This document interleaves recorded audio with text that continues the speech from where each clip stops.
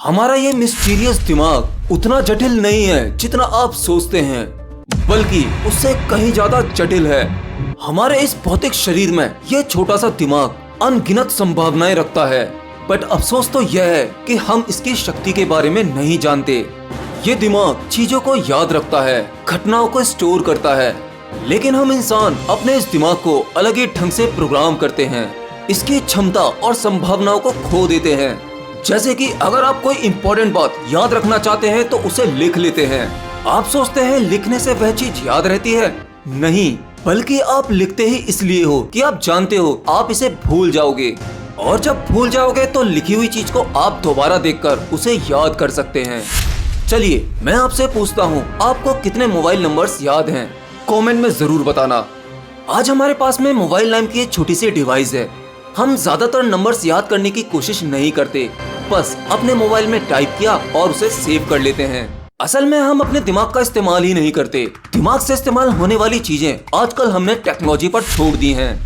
हमारा और हमारे दिमाग का काम, याद रखने का काम, ये सब कुछ आजकल रोबोट और टेक्नोलॉजी करती हैं। लेकिन शायद आप नहीं जानते, हमारे दिमाग की शक्ति आज की टेक्नोलॉजी, कंप्यूटर, रोबोट इससे कहीं ज्यादा है। आफ्टर ऑल हमारे दिमाग ने ही इन सब चीजों का निर्माण किया, आविष्कार किया। हमारे दिमाग की याददाश्त और मेमोरी कमाल होती है। तो चलिए मैं इसके बारे में आपको एक सच्ची घटना बताता हूँ। विवेकानंद के बारे में तो आपने सुना ही होगा, और विवेकानंद के बारे में अधिकतर लोग जानते हैं कि उनकी याददाश्त जबरदस्त थी। वे बहुत ही जल्दी पूरी किताब पढ़ लेते थे और उसे वर्ड टू वर्ड याद भी कर लेते थे। कहानी कुछ इस तरह से है। ये बात उन दिनों की है जब विवेकानंद देश भ्रमण में थे। उनके साथ उनके एक गुरु भाई भी थे। देश भ्रमण के दौरान जहाँ पर भी उन्हें अच्छे ग्रंथ मिलते थे, वे उन्हें पढ़ना पसंद करते थे। किसी भी नई जगह जाने के बाद उनकी सबसे पहली तलाश लाइब्रेरी की होती थी। एक बार की बात है, एक जगह उन्हें एक लाइब्रेरी ने काफी अट्रैक्ट किया, तो उन्होंने सोचा क्यों ना यहाँ कुछ दिन तक रुका जाए। उनके गुरु भाई उस पुस्तकालय से उनके लिए इंग्लिश और संस्कृत की नई नई किताबें लाकर देते थे, और विवेकानंद उन किताबों को पढ़कर अगले दिन ही वापस दे देते थे। रोज रोज नई नई किताबें लाना और उसे अगले दिन ही वापस कर देना। यह देखते हुए उस पुस्तकालय का लाइब्रेरियन काफी परेशान और हैरान हो गया। उसने स्वामी जी के गुरु भाई से कहा, क्या आप इतनी सारी नई नई किताबें केवल देखने के लिए ही ले जाते हैं? अगर आप इन्हें केवल देखना ही चाहते हैं तो मैं यहीं आपको सभी किताबें दिखा देता हूँ। आप रोजाना किताबों का इतना वजन उठाते हैं और किताबों को ले जाते हैं और फिर वापस देते हैं, यह शोभा नहीं देता और मुझे भी अच्छा नहीं लगता। लाइब्रेरियन की इस बात पर स्वामी जी के गुरु भाई ने लाइब्रेरियन से सीरियसली एक बात कही, जैसा आप समझ रहे हैं वैसा बिल्कुल नहीं है। हमारे गुरु विवेकानंद इन सभी किताबों को बड़ी ही गंभीरता से पढ़ते हैं, उसके बाद ही किताब को वापस किया जाता है। लाइब्रेरियन ने यह बात सुनी और काफी चकित हुआ और कहा, यदि ऐसा है तो मैं आपके गुरु विवेकानंद जी से मिलना चाहूंगा। अगले दिन स्वामी जी की मीटिंग उनके साथ हुई और स्वामी जी ने कहा, महाशय आप हैरान ना हो, आपकी लाइब्रेरी से आई हुई सभी किताबों को न केवल मैंने पढ़ा है, बल्कि वह सभी किताबें मुझे मुंह जवानी याद हैं। इतना कहते हुए उन्होंने वापस की हुई कुछ किताबें उस लाइब्रेरियन को थमाई और किताब में मौजूदा महत्वपूर्ण कंटेंट उन्होंने मुंह जवानी उस लाइब्रेरियन को सुना दिया। लाइब्रेरियन चकित रह गया। फिर लाइब्रेरियन ने उनकी तेज याददाश्त का रहस्य पूछा। तब विवेकानंद बोले कि किसी भी चीज को पूरे फोकस के साथ थॉटलेस किया जाए तो वह पूरी तरह से आपकी मेमोरी में स्टोर हो जाती है।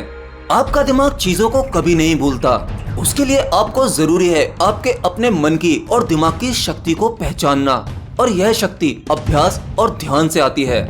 और आप तो जानते ही होंगे, विवेकानंद बहुत ध्यान किया करते थे। उन्हें जब भी समय मिलता था या तो वो किताबें पढ़ते थे या वो गहरे ध्यान में होते थे। ऐसी एक दूसरी कहानी मैंने सुनी सदगुरु के एक वीडियो में। उन्होंने भी विवेकानंद की याददाश्त के बारे में एक छोटी सी घटना कही। चलिए अगर वो घटना आपने नहीं सुनी तो मैं आपको बता देता हूँ। विवेकानंद भारत के पहले ऐसे योगी थे जो अमेरिका गए थे 1893 में, और उन दिनों विवेकानंद ने एक क्रांति सी ला दी। एक बार की बात है, स्वामी विवेकानंद अमेरिका से लौटते समय वह एक जर्मन फिलोसोफर के पास मेहमान थे। डिनर के बाद वो एक स्टडी रूम में आपस में बैठकर चर्चा करने लगे। वहीं मेज पर एक 700 पेज की बड़ी किताब रखी हुई थी और वो फिलोसोफर उस किताब की बहुत ही बड़ाई कर रहा था। फिर विवेकानंद बोले कि क्या आप मुझे यह किताब 1 घंटे के लिए दे सकते हैं? मैं देखना चाहता हूँ ऐसा इस किताब में क्या है। फिर वह आदमी हंसने लगा और कहा कि क्या आप इस किताब को 1 घंटे में पढ़ने वाले हैं? मैं तो इसे कई हफ्तों से पढ़ रहा हूँ, लेकिन मैं इस किताब को समझ नहीं पा रहा हूँ क्योंकि यह बहुत ही जटिल है और वैसे भी यह किताब तो जर्मन भाषा में है और आपको तो यह भाषा आती भी नहीं है। इस 1 घंटे में आप क्या कर सकते हैं? विवेकानंद ने कहा कि आप जरा किताब तो दीजिए, किताब को देखकर बताता हूँ कि क्या कर सकता हूँ। तो फिर उन्हें वह किताब दे दी गई। उन्होंने उस किताब को अपने दोनों हाथों के बीच में पकड़ा और फिर आंखें बंद कर बैठ गए। और फिर 1 घंटे बाद किताब को वापस करते हुए विवेकानंद ने कहा, इसमें कुछ भी खास नहीं है। उस आदमी को लगा कि विवेकानंद के घमंड की तो हद ही हो गई। आपने किताब को खोला तक नहीं और आप उसके बारे में कमेंट कर रहे हैं। इवन आपको ये भाषा तक नहीं आती। मतलब वो थोड़ा सा चिढ़ गया कि ये किस तरह की बकवास है। फिर विवेकानंद बोले कि आप किताब के बारे में कुछ भी पूछ लीजिए और मैं आपको बताऊंगा। ठीक है, उन्होंने कहा पेज 633 में क्या लिखा है और फिर विवेकानंद ने किताब में लिखा एक एक शब्द दोहरा दिया। मतलब आप बस पेज का नंबर बोलिए, वो उस पेज पे लिखी बातों को वर्ड टू वर्ड बता देंगे। फिर वो बहुत चकित हुआ कि ऐसा कैसे हो सकता है, ये तो चमत्कार है। आपने किताब खोली तक नहीं, ऐसा कैसे हो गया? विवेकानंद बोले, इसीलिए लोग मुझे विवेकानंद कहते हैं। विवेक यानी बोध। वैसे उनका नाम नरेंद्र था। उनके गुरु ही उन्हें विवेकानंद कहते थे क्योंकि उनके बोध की क्षमता ही कुछ ऐसी थी जो उनके गुरु ने पहचान ली थी। तो कुछ इस तरह से थी विवेकानंद के दिमाग की क्षमता, उनके बोध की शक्ति, उनकी स्मरण शक्ति। यह सिर्फ जब ही संभव है जब आप अपने दिमाग की शक्ति को पहचान पाएं, उस पर भरोसा कर पाएं। आप यह मत सोचिए कि विवेकानंद के पास में ही यह शक्ति उस ईश्वर ने दी थी, बल्कि हम सब में हर तरह की पॉसिबिलिटीज हैं। हम सबका दिमाग बहुत ही शक्तिशाली है, बस हम उसे जानते नहीं हैं कि उसका इस्तेमाल कैसे करना चाहिए। तो आप भी मेडिटेशन करते रहिए, शायद आप भी एक दिन अपने दिमाग की शक्ति को पहचान पाएं और आप ट्रांसफॉर्म हो सकें एक साधारण इंसान से एक असाधारण इंसान में।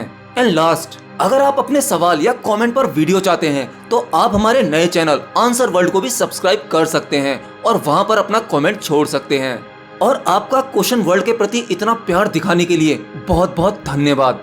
मिलता हूँ अगले वीडियो में नई जानकारी के साथ, तब तक के लिए बाय बाय।